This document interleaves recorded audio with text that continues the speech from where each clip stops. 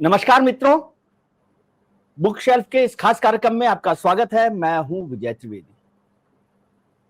किताबों की जो दुनिया है वो अपने आप में एक अजूबा संसार है और उसमें भी कुछ ऐसी किताब आ जाए जो एक नए रास्ते खोलती हो, नए दरवाजे खोलती हो, तो उसका एक मजा ही अलग है। नए तरीके से सोचने का एक रास्ता दिखाई देता है, नई हवा दिखाई देती है। ऐसी एक किताब बुक जो आई है संजय बारू साहब की, cessation of the successful, the flight out of new India. बहुत खूबसूरत किताब है। पेंगुइन ने लिखी है, पेंगुइन ने इसको छापा है किताब को।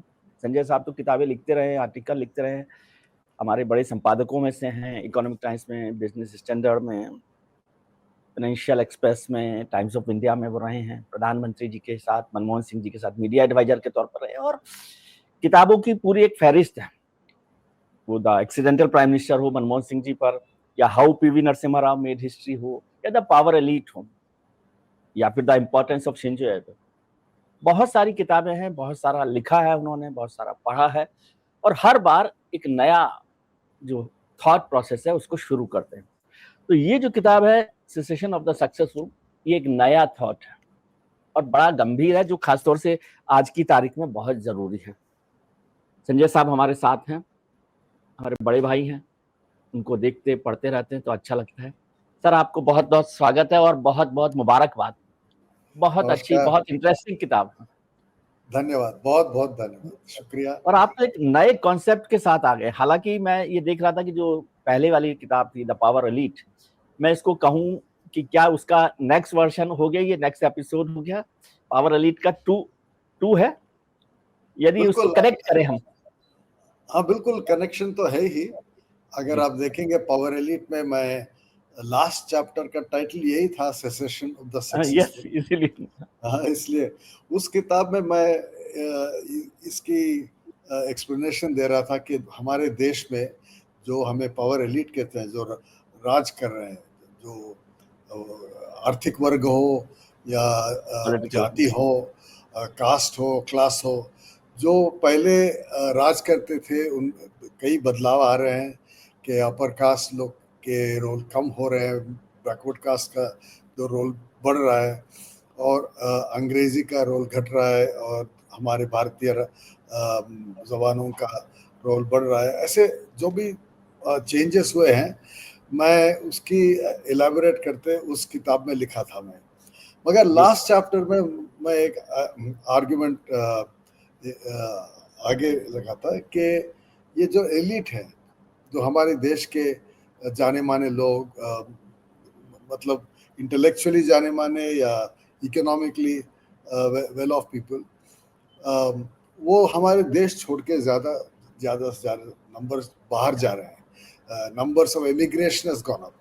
तो इसे आप ब्रेन ड्रेन कह सकते हैं कि जो एजुकेटेड लोग MA, MSc, PhD, engineering, medicine, finance, सब यहाँ पढ़ के दूसरे देशों में जाके काम करना, ये तो हम देख रहे हैं 40-50 साल से देख रहे हैं। मगर ये 10 साल में हम ये भी देख रहे हैं कि अमीर लोग जो जाके सिंगापुर में या दुबई में या दूसरे देशों में जाके वहाँ बस रहे हैं, ये भी बढ़ता जा रहा है। तो उस चैप्टर से एलैबोरेट करते हुए सारा किताब मैंने अभी लिखा है। इसमें थोड़ा ज्यादा है, हाँ, ज्यादा रिसर्च है, आपने पूरा किया है। लेकिन सर, उस किताब से जुड़ा एक लाइन मुझे याद आ रही है, उस पर एक चर्चा कर लेते हैं, फिर किताब पर चलेंगे, क्योंकि उसमें बहुत इंपॉर्टेंट बात आपने कही। इट वाज मतलब मोदी गवर्नमेंट जब 2014 में आई है, उसके बाद आपने लिखा कि Modi created a new power elite and cultural revolution. आगे आपने लिखा है, it was a revolving door, one set of friends went in and another set went out, now the new intellectuals around and Amit Shah. तो जिसमें खासतौर से प्रोविंशियल बात आपने की है, हिंदी और वर्नाक्युलर लैंग्वेज की है, और आपने कहा कि ये पहला मौका है कि पीएमओ में जेएनयू और सेंट स्टीफेंस के लोग नहीं हैं। बिल्कुल। तो ये बड़ा बदलाव है हिंदुस्तान के राजनीतिक जो एलीट है उसमें भी। लेकिन क्या यही एक बड़ी परेशानी नहीं है जो इस सरकार के खिलाफ एक पूरा का पूरा मूवमेंट चलाती है कि जो पुराना सेट ऑफ जो एलीट था वो बीजेपी सरकारों में भी रहा, ऐसा नहीं कि केवल कांग्रेस सरकारों में रहा। वो जो पावर एलीट था, जो आपने कहा कि one set in and one set out, तो उसको वो परेशान हो रहा है। नहीं, परेशान तो होंगे, जो सरकार में नहीं है, बाहर है, तो वो परेशान होंगे कि उनकी कीमत घट गई है, मगर उनका प्रभाव घटते जा रहा है। मतलब उनका इन्फ्लुएंस आप देखिए, सरकार में देखिए या बिजनेस में देखिए या पार्लियामेंट में देखिए या एडमिनिस्ट्रेशन में देखिए, ये अपर कास्ट का जो प्रभाव है वो कम होते जा रहा है। ये सिर्फ मोदी जी के वजह से नहीं है, ये हमारे देश में कुछ सामाजिक बदलाव आ रहा था कई सालों से। हाँ, कई सालों से हमने देखा, मंडल का एजिटेशन जब हुआ था, ओबीसी रिजर्वेशन शुरू हुआ, वो ओबीसी रिजर्वेशन लाए थे विश्वनाथ प्रताप सिंह ने, वो खुद राजपूत अपर कास्ट है मगर उन्होंने रहा। सिमिलरली 91 में नरसिम्हा राव जी ने इकोनॉमिक एंड सोशल बैकवर्डनेस के लिए कुछ रिजर्वेशन दिया था। तो ये बदलाव तो हमारे देश में कई सालों से आ रहा है, मगर जो मोदी जी के टाइम में दो तरह के बदलाव हमने देखा है। एक तो बीजेपी के अंदर बदलाव, मतलब जो अटल जी का बीजेपी था उसमें अपर कास्ट का ज्यादा प्रभाव था।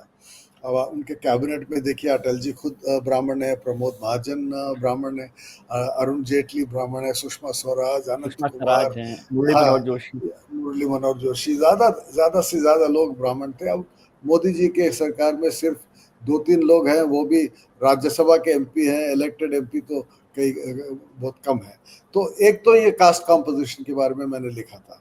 दूसरा ये है कि मोदी जी और अमित शाह जी दोनों हिंदी की प्रमुखता बढ़ाया, वर्नाक्युलर लैंग्वेजेस।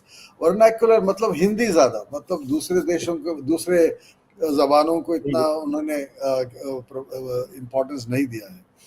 तो ये सब चेंजेस जो हो रहे हैं, इसके बारे में मैंने जिक्र किया था। मगर ये आपने जो कोटेशन दिया है, उसमें मैं ये बात कह रहा हूँ कि जो भी सरकार बदलती है, लोग बदलते हैं, मगर एलिट जो है फिर वही रहता है।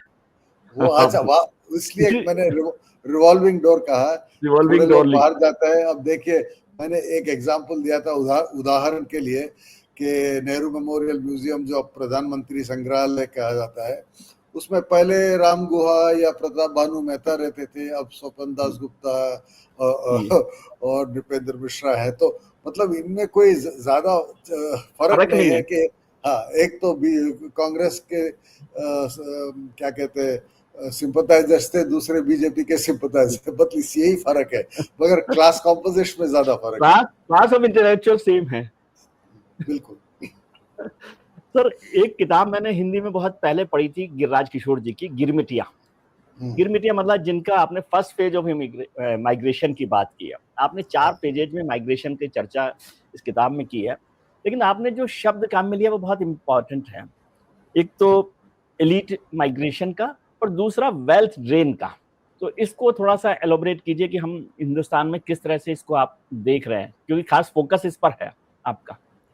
बिल्कुल, खास फोकस इस पर है। ऐसा है कि हम लार्ज स्केल माइग्रेशन देखते हैं, मतलब हजारों लोग बाहर छोड़ के, देश छोड़ के बाहर जा रहे हैं। ऐसे ही हम देखेंगे तो जो गिरमिटिया थे या इंडेंचर्ड लेबर थे, जो ब्रिटिश सरकार के समय में 19वीं सदी से लेके 20वीं सदी से फर्स्ट वर्ल्ड वॉर तक कई हजारों करोड़ों लोग भारत देश से गए, और करोड़ों नहीं, मतलब लाखों लोग भारत देश से गए, लाखों लोग गए। और ये फिजी में, मॉरिशस में, कई ब्रिटिश कॉलोनीज, यूरोपियन कॉलोनीज में उनको क्या कहते हैं, कारीगर, प्लांटेशन लेबर बना के, खास तौर से प्लांटेशन लेबर गए थे। वो फर्स्ट फेज ऑफ एमिग्रेशन था। उसके बाद हमने देखा 1970s में जब गल्फ रीजन में ऑयल क्राइसिस हुई थी और तेल के दाम बढ़ गए, और वो देश जो है तेल एक्सपोर्ट करने वाले देश, उन्होंने बहुत बहुत कमा लिया।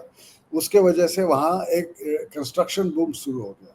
बहरीन में, दुबई में, यूएई में, सऊदी में, कुवैत में बड़ा development, economic development, construction boom शुरू हो गया। 10-15 साल में काफ़ी डेवलपमेंट हुआ था। तो मगर उनके पास लेबर नहीं था, और जो लेबर है भी उनके अरब लेबर, वो काम करना नहीं चाहते थे। तो वहाँ के सरकार इंडिया से लेबर लेना शुरू किया। तो फिर लाखों लोग गल्फ रीजन को चले गए। अभी भी है, केरला से, तेलंगाना से, महाराष्ट्र से Yes. कई लोग गए। तो ये सेकंड फेज है। और थर्ड फेज हम देखते हैं कि 1980 से जब यूनाइटेड स्टेट्स अमेरिका डॉक्टर्स और इंजीनियर्स को, हमारे भारत देश से डॉक्टर्स और इंजीनियर्स को ज़्यादा से ज़्यादा वीसा देके बुलाना शुरू करती है, इसलिए कि अमेरिका में इंजीनियर्स की कमी थी, डॉक्टर्स की कमी थी।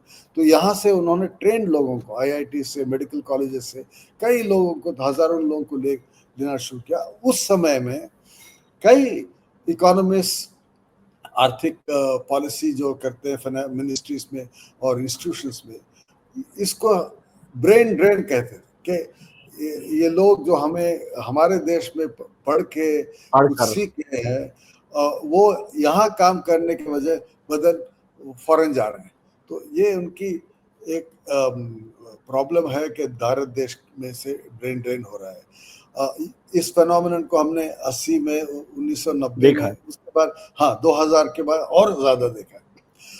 अब जो हो रहा है, मतलब पिछले सिर्फ 10 साल में हो रहा है, ये अमीर लोगों जो यहाँ पैसा बना के बिजनेस में या रियल एस्टेट में या दूसरे एक्टिविटीज में यहाँ पैसा बनाते हैं, लखपति बन जाते हैं, करोड़पति बन जाते हैं, वो दूसरे देशों को जाके सेटल हो रहे हैं। दुबई में, सिंगापुर में, ग्रीस में, पोर्चुगल में, इटली में, कई देश अपने सिटीजनशिप को बेच रहे हैं। तो ये जाके खरीद के वहाँ सिटीजन बन रहे हैं, उस देश के वासी बन रहे हैं। जी, इस पर करेंगे, लेकिन आपने जो बात कही बहुत महत्वपूर्ण है कि जितने टाइप के इमिग्रेशन हुए, चाहे वो प्लांटेशन वाला हुआ हो या जो गल्फ कंट्रीज का हुआ हो या यूएस में जो हमारा, जिसे हमने ब्रेन ड्रेन कहा, इंजीनियर, डॉक्टर्स, फाइनेंस वाले, उसको क्या मैं एक बैलेंस के तौर पे देखूं या वन साइडेड देखूं? क्योंकि जो भी गया उन देशों को जब जरूरत थी तब उन्होंने उन्हें बुलाया, चाहे वो अंग्रेजों के जमाने की बात हो, आजादी से पहले की प्लांटेशन वाली बात हो, या गल्फ कंट्रीज की बात हो जब उनको मजदूर चाहिए, कंस्ट्रक्शन के लोग चाहिए और तमाम लोग चाहिए, या फिर यूएस वाला देखें, उनको इंजीनियर्स चाहिए, डॉक्टर्स चाहिए, फाइनेंशियल एडवाइजर्स चाहिए, ये सब लोग। तो ये सिर्फ उनकी जरूरत का इमिग्रेशन समझते हैं या उससे हिंदुस्तान को कोई फायदा हुआ, ऐसे एक बैलेंस के तौर पर आप देखते हैं? देखिए, ज्यादातर उनके दूसरों देश के फायदा से ये लोग जा चुके करते हैं। हाँ बिल्कुल, बिकॉज उसके बिना तो वीजा नहीं देंगे ना। बिल्कुल, उसके बिना वीसा भी नहीं मिलेगा। अब हमारी क्या फायदा हुई जब इंडेंचर्ड लेबर ब्रिटिश के ज़माने में हज़ारों लोग दूसरे देशों को चले गए, यहाँ से तो वो चले गए। उस समय कोई फ़ायदा नहीं था हमारे लिए, बस यही फ़ायदा था कि जो यहाँ भूखे और बेरोज़गार थे उनको दूसरे देशों में कुछ रोज़गारी मिल रहा है, मगर इतना उनका आर्थिक स्टेटस भी ज़्यादा नहीं बढ़ा था। वहाँ भी जाके कारीगर बन गए, काम कर रहे, मजदूर बने रहे, मजदूर बन रहे। अच्छा, तो एक चीज है कि लोग कहते हैं कि इंडिया को रेमिटेंसेस आ रहे हैं, पैसे आ रहे हैं। अब रेमिटेंसेस का प्रभाव 1990 से लेके 2005 2010 तक से गल्फ कंट्रीज वाला जो काम था, गल्फ कंट्रीज से जो आ रहा था, वो मेरे ख्याल में एक 15-20 साल के लिए बहुत हमारे देश के लिए एक पॉजिटिव डेवलपमेंट था। इसलिए कि आप जानते हैं कि 1991 में जब हमारी बैलेंस ऑफ पेमेंट क्राइसिस हुई थी, तो चंद्रशेखर प्रधानमंत्री थे, चंद्रशेखर जी प्रधानमंत्री थे, और उसके बाद ये इकोनॉमिक क्राइसिस हो गया, आर्थिक सुधार शुरू हो गया नरसिम्हा राव जी के टाइम में, जब हमारे फॉरेन एक्सचेंज रिजर्व्स $1 बिलियन से भी कम थे, $1 बिलियन से भी कम थे, और हमें इंग्लैंड के बैंक में सोना रख के ऋण लेना पड़ा। वहां से लेके 10-15 साल तक ये जो रेमिटेंसेस आ रहे थे गल्फ से, वर्किंग क्लास के रोजगार का मजदूर थे, और मजदूर के जो सेविंग्स केरला, तमिलनाडु या महाराष्ट्र, आंध्र, गुजरात, ये वर्किंग क्लास रेमिटेंसेस आ रही थी, इसका प्रभाव था, ये पॉजिटिव था जरूर। मगर आज इसका प्रभाव ज्यादा नहीं है, इसलिए कि आज हमारा देश का इकोनॉमी बढ़ गया है। $4 ट्रिलियन कहते हैं। भारत देश दुनिया में सबसे 5 या चौथा इकोनॉमिक पावर है, और हमारे फॉरेन एक्सचेंज रिजर्व्स अब $600 बिलियन बन गया है। तो $600 बिलियन में अब जो रेमिटेंसेस आते हैं, का कोई असर नहीं है, ज्यादा असर नहीं है। वो 135 बिलियन लास्ट ईयर का है, $135 बिलियन, $135 बिलियन। तो ये मतलब इसका प्रभाव इतना ज्यादा नहीं है जो पहले हम मानते थे। सर, एक तो आपने कहा, आप संजय बारू साहब ये कहे कि ऐसा कहते हैं कि देश की इकोनॉमी बेहतर हो गई है और हम फोर्थ इकोनॉमी, ये कहते तो कह ही नहीं सकते संजय बारू साहब। संजय बारू साहब या तो सपोर्ट कर सकते हैं या रिजेक्ट कर सकते हैं। What do you think? ये एक अलग सवाल आ गया। आपने बोला कि कहते हैं कि देश की इकोनॉमी पर आपने एक शब्द का इस्तेमाल किया कि ऐसा लोग कहते हैं कि इकोनॉमी बेहतर हुई है, तो मैं संजय बारू साहब को दूसरों के रेफरेंस में नहीं समझ सकता। संजय बारू साहब का सर्टिफिकेट होता है, बिल्कुल डेवलप हुई है। हमें देखिए, जब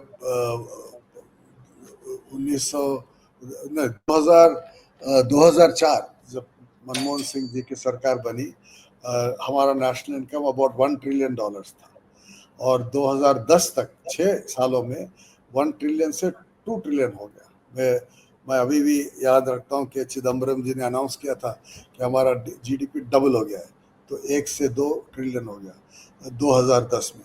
2010 से अब तक 15 साल में 2 से 4 ट्रिलियन हो गया है। तो हमारा आर्थिक परिस्थिति बेहतर होते जा रहा है, ये इसमें कोई डाउट नहीं है।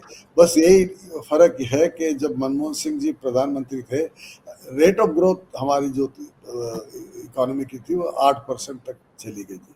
अभी कम हो गई है, 6.25% में टिकी हुई है। Otherwise, I agree, the economy has become bigger. We are now the 4th largest economy in the world. There's no question about that. लेकिन सर, ये तो कंट्राडिक्शन है ना। आप कह रहे हैं कि हमारी इकोनॉमी बेहतर हो गई है, जो दिख भी रहा है, फिर एक लाइन, एक शब्द काम में आया जो इस सरकार ने भी बहुत काम में लिया, आपने भी लिखा है, ईज ऑफ लिविंग। जब हम ईज ऑफ लिविंग, अच्छी इकोनॉमी, ग्रोथ रेट ठीक ठाक, मनमोहन सिंह से कम भी हो तो भी ठीक ठाक ग्रोथ रेट, बिलियनर्स के नंबर बढ़ रहा है लगातार, और जब हम हमारे प्रधानमंत्री बाहर जाते हैं तो सारे लोग भारत माता की जय के नारे लगा रहे होते हैं, तो फिर उस समय ये जो एलीट माइग्रेशन है उसको कैसे आप देखते हैं और कैसे जस्टिफाई करते हैं? देखिए, जस्टिफिकेशन तो यही है, मतलब क्या वजह, जस्टिफिकेशन का मतलब वजह ये है कि जब यहाँ के लोग के पास पैसा है, बाहर जाने के लिए पैसा है, फॉरेन सिटीजनशिप खरीदने के लिए पैसा है, वो कहते हैं, प्रधानमंत्री जी कह रहे कि भारत 2047 मतलब विकसित भारत अभी 20 साल के बाद हम विकसित बनेंगे, हम डेवलप बनेंगे।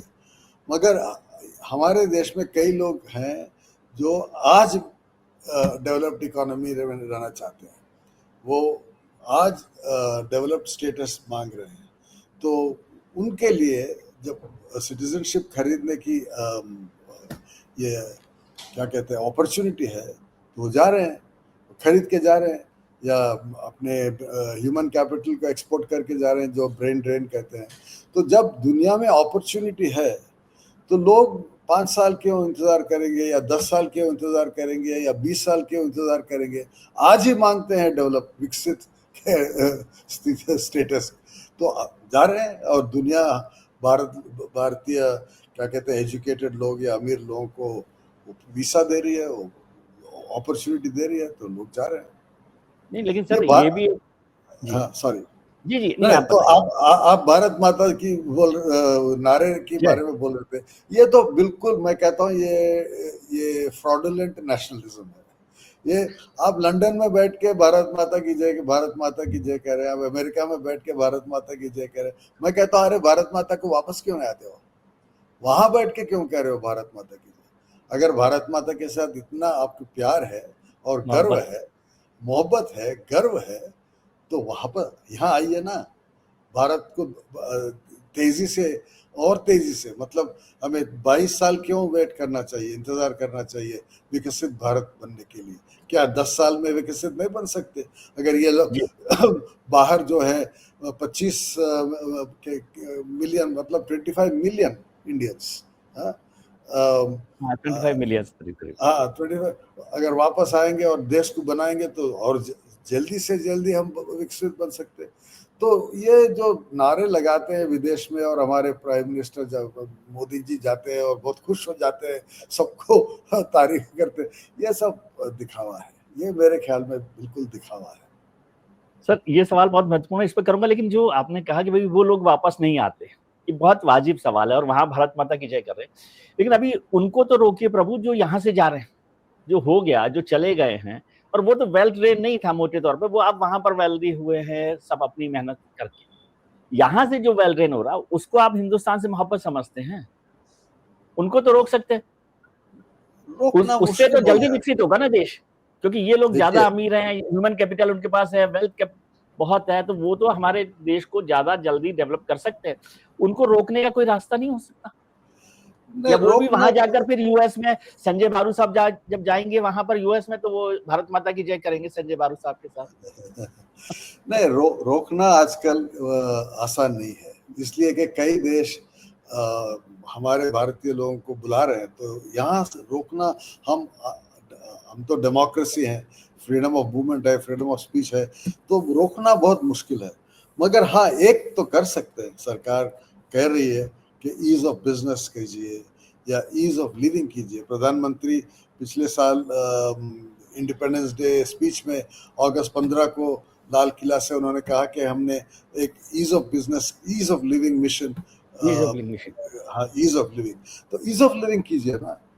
ये कीजिए कि इस देश में रहना ठीक हो, आसान हो, और यहाँ कारीगर बिजनेस करना आसान हो। मेरे मित्र स्वामीनाथन अय्यर एक आर्टिकल लिखे हैं कि ये जो नए कंपनी सोलर के और स्टार्टअप्स आ रहे हैं, कितने क्लियरेंसेस लेना चाहिए, हजारों क्लियरेंसेस अभी भी, और इंस्पेक्टर राज अभी भी चल रहा है, रेगुलेटरी राज अभी भी चल रहा है। तो वित्त मंत्री निर्मला सीतारमन जी ने पार्लियामेंट में कहा, जब बजट स्पीच दिया था उन्होंने इस साल फरवरी में, कि सरकार एक कमेटी लगा रहे कि रेगुलेशंस कम करने के लिए, ये रेगुलेटरी राज को हटाने। अब भी कम नहीं हो रहा। हाँ, अभी कम नहीं हो रहा है, कम कीजिए, बिजनेस करने को आसान कीजिए, तो लोग क्यों छोड़ के जाएंगे? यही इतना बड़ा देश है, इतना बड़ा मार्केट है, यहाँ इतने अपॉर्चुनिटीज है, यहीं रह के काम करेंगे, दूसरे देशों को क्यों जाएंगे? उसमें एक परेशानी सर ये और समझ में आई मुझे, आपने भी लिखा है इसका, कि जो लोग चले जाते हैं, एक tax haven, ease of living तो ठीक है, लेकिन जिनको बचना है हिंदुस्तान के कानूनों से, टैक्स चोरी से, या जो गड़बड़ घोटाले किए हैं, या जो भी काम किया, बैंक घोटाले हैं, तमाम तरह के घोटाले, अब वो ऐसे कंट्रीज के साथ अपनी सिटीजनशिप ले लेते हैं जिसमें पैसा भी ज्यादा नहीं लग रहा, और आप वहां से उनको ला भी नहीं सकते वापस। बिल्कुल, तो इस पर भी तो कोई सरकार का कोई एक रास्ता होना चाहिए ना। वो ट्राई कर रहे हैं, मगर ये तो मुश्किल है। आई मीन सिर्फ हमारा सरकार नहीं, दुनिया में कई सरकार इसको ट्राई करते हैं, मगर ऐसा है, ये तो ग्लोबल लेवल पे एक एलिट कंसेंसस बन गया है कई सालों से, कि ग्लोबल एलिट्स हैं, ये जो मिलियनर्स बिलियनर्स अमेरिका में हो, आप फ्रांस में हो, या इंडिया में हो, या रशिया में हो, या चीन में हो, इतना पैसा बना लेते हैं कि उनके लिए तो कई देश हैं जो कहते हैं कि आप यहाँ जाइए, यहाँ से आपको एक्सट्राडेट करने नहीं देंगे हम। हाँ। तो ऐसे आइलैंड्स हैं। ग्लोबल एलीट तो ठीक है, तो क्या हम केवल इस बात पे खुश हों कि जो बारू साहब के मित्र हैं वो नोटबंदी कर देंगे तो बस उनके खिलाफ जो है बड़ा काम हो जाएगा, ब्लैक मनी मिल जाएगा, इसी बात पर खुश होते रहे हम? हाँ, बस यही है। अब नोटबंदी से क्या मिला? कुछ नहीं मिला। करप्शन तो इस देश में कम नहीं हुआ, नोट का इस्तेमाल कम नहीं हुआ, जो भी ट्रांजैक्शंस होते हैं आजकल, फिर वो नोट पैसे का इस्तेमाल होता है, चुनाव में होता है, बिजनेस में होता है, जमीन खरीदने बेचने में होता है। तो ये नोटबंदी एक तमाशा था। सर आपने कहा कि ब्रेन ड्रेन और ब्रेन गेन, इसको डिफरेंशिएट करना पड़ेगा, किसके लिए ब्रेन गेन है और ब्रेन ड्रेन किसके लिए है। लेकिन अभी मैं देख रहा हूँ हिंदुस्तान में, जो 90s में हम ये चर्चा करते थे, 80s में चर्चा करते थे मोस्ट प्रोबेबली, कि ब्रेन ड्रेन को लेकर चिंता देश में होती थी। आज तो हम ब्रेन ड्रेन की चिंता नहीं कर रहे, उससे थोड़ा सा गौरवान्वित महसूस कर रहे हैं कि हमारे लोग जो है नासा में हैं, कंप्यूटर्स में हैं, एप्पल में हैं, जो हम जिसे आप ब्रेन ड्रेन कह रहे हैं आज भी जो है ब्रेन ड्रेन, लेकिन उसे तो हम अपना बहुत प्राइड समझ रहे हैं। क्या इससे कोई फायदा नुकसान हो सकता है? ये है मेरे किताब का सेंट्रल पॉइंट, यस, मूल मैसेज जो कहते हैं, ये है मेरा इस किताब का, कि 1970 में, 80 में, 90 में जब यहाँ से लोग जा रहे थे, डॉक्टर्स, इंजीनियर्स, पढ़े लिखे लोग बाहर जा रहे थे, उस जमाने में हम इसके बारे में चिंतित थे कि ये जा रहे हैं, कि ये ब्रेन ड्रेन हो रहा है। कई इकोनॉमिस्ट, जगदीश भगवती जी हैं, डांडेकर जी हैं, कई आर्थिक स्पेशलिस्ट, एक्सपर्ट्स इसके बारे में लिखा है, मगर आज कोई नहीं इसको देख रहे हैं। आज हम ये मानते हैं कि अगर आप बाहर छोड़ के बाहर चले गए तो आप कुछ सक्सेसफुल हैं, कि आप अगर अमेरिका, हाँ बिल्कुल, आप इंग्लैंड में रहते हैं तो आप सक्सेसफुल हैं, अमेरिका में रहते हैं आप सक्सेसफुल हैं, अगर आप नहीं जा सकते तो यहाँ आप फेलियर हैं। तो ये एक एटीट्यूड जो बन गया है, इसे मैं क्वेश्चन कर रहा हूँ। अब ये बड़ा सवाल है ना, क्योंकि इससे कोई आगे भी आपको उम्मीद नहीं दिखती, बल्कि अब तो हम पुश कर रहे हैं। अभी हमारी स्थिति यह है कि जिनके घर से बच्चे लोग बाहर नहीं जा रहे, तो उनको तो बहुत अच्छी नजर से नहीं देखते। आप ये चर्चा करें कि भाई मेरा बेटा कैलिफोर्निया में है, LA में है, लंदन में है और सिडनी में है, तो बड़ी बात है, और वो क्या कर रहा है इसका। लेकिन एक पक्ष और है वेल ब्रेन के अलावा, कि जो हमारा मिडिल क्लास है वो इस प्रेशर में आ गया कि भाई हमारे बच्चे वहां पढ़े। अब वहां की जो यूनिवर्सिटीज हैं वो 50-50 लाख रुपया, 1-1 करोड़ रुपया ले रही है एजुकेशन का, और उसको हम लोन पर यहाँ से ले रहे हैं। एजुकेशन लोन कर दिया आपने कि आप चले जाइए। एक तो यहाँ पर यूनिवर्सिटीज अच्छी नहीं है या खराब जो भी है, और उनके बच्चे जिन्होंने जो इसी यूनिवर्सिटीज में पढ़े, वो लोग वहाँ 1 करोड़ रुपए के एजुकेशन लोन पर वहाँ भेजते हैं। 2 साल पढ़ने के बाद उनकी परेशानी यह है कि वो यदि हिंदुस्तान लौट आएंगे तो वो तो पूरी जिंदगी वो एजुकेशन लोन नहीं चुका सकते, तो फिर उनको वहीं रहना पड़ता है। बिल्कुल, यही है समस्या, और इसको हम रिसर्च करना चाहिए, सोचना चाहिए कि इसमें बदलाव कैसा लाए। अगर हम इस पे टिके हुए हैं कि ठीक है जो जा रहे हैं जाने दीजिए, क्या फ़र्क पड़ेगा, देश के लिए अच्छा है, बाहर जाके हमारा भारत महान कह रहे हैं और सारी दुनिया मानती है कि अरे वाह इन भारत के लोग आते हैं, इतने पढ़े लिखे हैं, हमारा इमेज ऊपर जा रहा है, हम विश्व गुरु हैं, विश्व बंधु हैं। ये सब सोच गलत सोच है। हमारा सोच ये रहना चाहिए कि हमारे देश में जो पढ़े लिखे लोग हैं वो यहाँ रह के हमारे देश को आगे कैसे ले जाए। This is the challenge. हर चीज में शब्द जोड़ देते हैं, भारतवंशी है वो। कहीं पर आ जाए, ऋषि सुनक साहब की सरकार में हो, ट्रम्प साहब की सरकार में हो, नासा में हो, तो भारतवंशी है, इसी में हम खुश हैं। बिल्कुल बिल्कुल, क्या फर्क पड़ेगा ऋषि सुनक प्रधानमंत्री हो या कीर स्टारमर प्रधानमंत्री हो इंग्लैंड का, हमें क्या फर्क पड़ेगा। बल्कि अभी ये FTA तो स्टारमर के साथ हुआ, सुनक के साथ तो नहीं हुआ। बिल्कुल बिल्कुल, तो वो हमारे लिए कोई फर्क नहीं पड़ेगा, या कमला हैरिस अमेरिका की प्रेसिडेंट राष्ट्रपति हो या डोनाल्ड ट्रंप हो। हमारे लिए जब फर्क इस पे पड़ेगा जब लोग यहाँ पढ़ के या बाहर भी जाके पढ़े। मुझे कोई इतराज नहीं है कि आप best universities in the world, after all Pandit ji Cambridge में पढ़े, गांधी जी लंदन में पढ़े, कितने लोग हमारे जो राष्ट्रीय लीडर्स हैं वो सब इंग्लैंड जाके पढ़ के वापस आके भारत को बनाए। होमी भाभा, विक्रम साराभाई, ये सब यूरोप जाके वहाँ पढ़ के वहाँ विज्ञान ज्ञान सीख के यहाँ वापस आए और भारत को बढ़ाए। तो यही हमारा ये उद्देश्य रहना चाहिए। लेकिन सर आपने तो डेफिनेशन बदल दी जब NRIs की, कि नॉन रेजिडेंट इंडियन को नॉन रिटर्निंग इंडियन कर दिया, तो फिर कैसे होगा? हाँ, यही तो हमारा एलाबोरेट करेंगे आप? यही समस्या है, क्या कैसे होगा। एटीट्यूड बदलना पड़ेगा, तो लीडरशिप का एटीट्यूड बदलना पड़ेगा। जब हमारे पॉलिटिकल लीडरशिप दूसरे देशों को जाते हैं तो उनको बहुत खुशी होती है कि इतने भारतीय वहां हैं। उनको गुस्सा होना चाहिए, आप यहाँ क्यों हैं, आप वापस क्यों नहीं आ रहे हैं। हमारा मैसेज ये होना चाहिए कि आप वापस लौटे, भारत आके भारत को बनाइए। आप इंग्लैंड में रह के खुश रहे, बड़ी बड़ी मकान में ठहरे हैं, बड़ी बड़ी गाड़ी चला रहे हैं, बच्चे सब वहां पढ़ रहे हैं, तो ये भारतीय कैसा है? ये तो भारतीय है ही नहीं।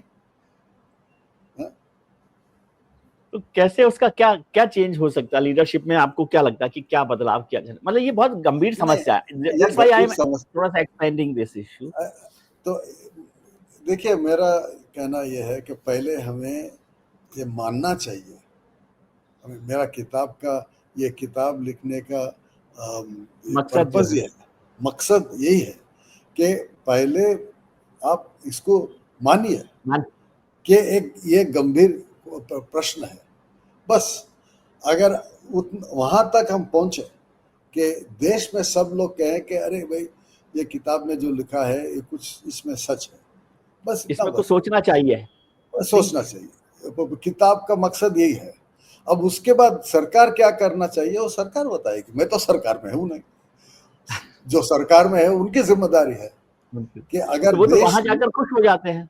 नहीं, तो ये करो ना। तो अगर देश में ये प्रश्न उठ रहा है कि लोग छोड़ के क्यों जा रहे हैं, उनको यहाँ रहना चाहिए, हमारे देश को बनाना चाहिए, अगर ये सोच देश में है तो जब सरकार में जो लीडरशिप है उनको बैठ के सोचना चाहिए कि हम इसको कैसे एड्रेस करें।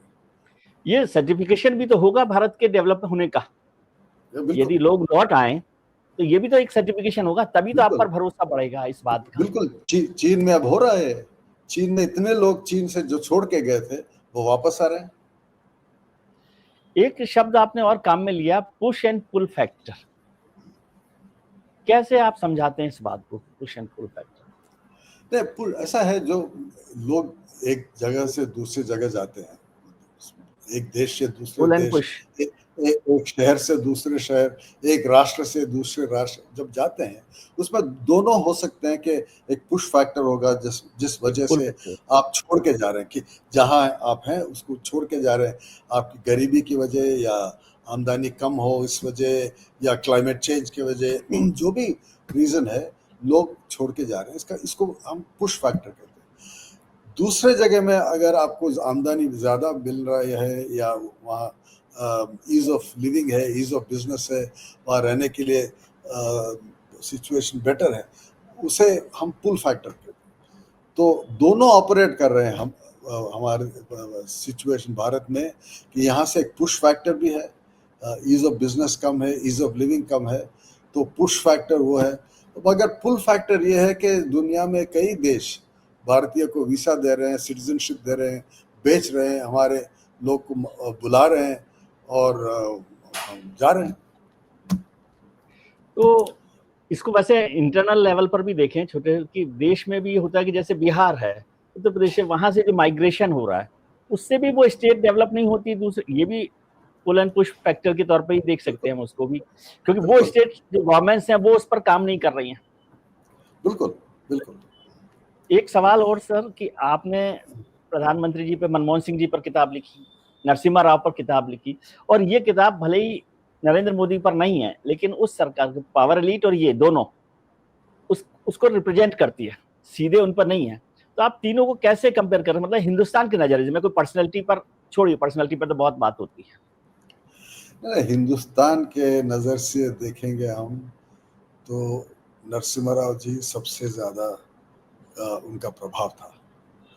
देश को उन्होंने एक नया मोड़ पे आगे बढ़ाया, जो हम कहते हैं नेहरूवीय नेरा। पंडित जी के नेतृत्व में 1947 से एक नया दौर पे भारत देश आगे बढ़ा। उसके बाद 1991 में प्रधानमंत्री नरसिम्हा राव जी हमारे देश को एक नया दौर दिखाया, और वहाँ से अगर आर्थिक परिस्थिति हमारी देखते हैं, सारे नंबर्स जब देखते हैं, आंकड़े सब देखेंगे आप, भारत देश को चाइना की तरह बेहतर होते जा रहा है। और डेवलपमेंट वहाँ से शुरू होता है। तो मेरे ख्याल में अगर आप देखेंगे इन 70-80 साल में हमारे कई प्रधानमंत्री रह चुके हैं। मैं मानता हूँ कि 2 प्रधानमंत्री ऐसे थे जो देश को एक नई दिशा में, नई डायरेक्शन में, एक पॉजिटिव डायरेक्शन में ले गए, पंडित जी और Narasimha Rao ji. They were the 2 greatest prime ministers. Narendra Modi ji को आप उसमें नहीं शामिल कर रहे? नहीं, आफ्टर 10 ईयर्स, क्योंकि अब तो 10 साल हो गए। नहीं, अभी इसको हम 20 साल के बाद सोचेंगे इनका प्रभाव क्या है। अभी नेहरू जी का हम 70 साल के बाद सोच रहे हैं, नरसिम्हा राव जी का 50 साल के बाद सोच रहे हैं उनका प्रभाव क्या था। तो मोदी जी का प्रभाव क्या है हम 20 साल के बाद देखेंगे। क्योंकि एक इमेज बन रही है कि भाई सबसे मजबूत प्राइम मिनिस्टर और सबसे मजबूत बदलता हुआ भारत देश। You are not supporting this idea. नहीं, अब छोड़िए, मेरी किताब पे बात कर रहे हैं तो इसी पे रहने दीजिए। अब समय भी हो चुका है। चलिए, बहुत बहुत धन्यवाद आपका, और मैं फिर से कहूंगा कि इस किताब को आप जरूर पढ़ें, बहुत इंटरेस्टिंग है और बिल्कुल नए थॉट प्रोसेस के साथ ये किताब है। वैसे फारूक साहब तो हमेशा ही अच्छा लिखते हैं, मैंने जो पहले किताबें पढ़ी वो भी, लेकिन मैं फिर से कहूंगा कि इस किताब को पढ़ना चाहिए और एक हिंदुस्तान को समझने के लिए, और जो पर्पज उन्होंने कहा है उस पर भी सोचने की जरूरत है। सर बहुत बहुत शुक्रिया कि आपने वक्त निकाला। अपना ख्याल रखिए और आप भी अपना ख्याल रखिए और उनका ख्याल रखिए जो आपका ख्याल रखते हैं। अपने परिजनों, मित्रों, रिश्तेदारों के साथ खुश रहिए, मस्त रहिए, व्यस्त रहिए, स्वस्थ रहिए। बहुत बहुत शुक्रिया। Thank you sir, thank you.